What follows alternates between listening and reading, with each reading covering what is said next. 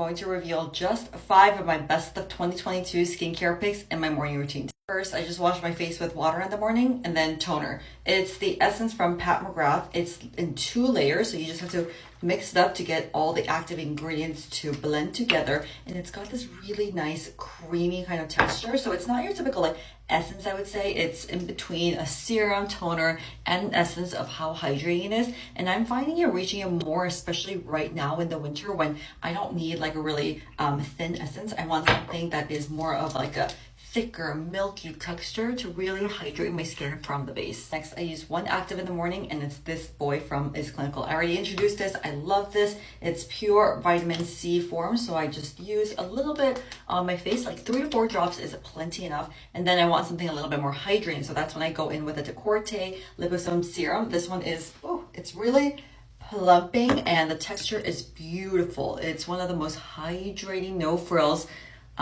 serums that I own, and with that combination my skin is already so plump and hydrated. And then we have this multi-stick that I discovered in Korea. It's kind of similar to the commercials that you've seen in Korean dramas. This is from Easy Do, and you can use it under your eyes, forehead, laugh lines, like anywhere you feel like you need a little bit more extra hydration, your neck area. It's so multi-purpose. I love it. And lastly, the Troyarke Energy Cream. And honestly, I don't really have that much to say about this moisturizer other than the fact that I just really love it.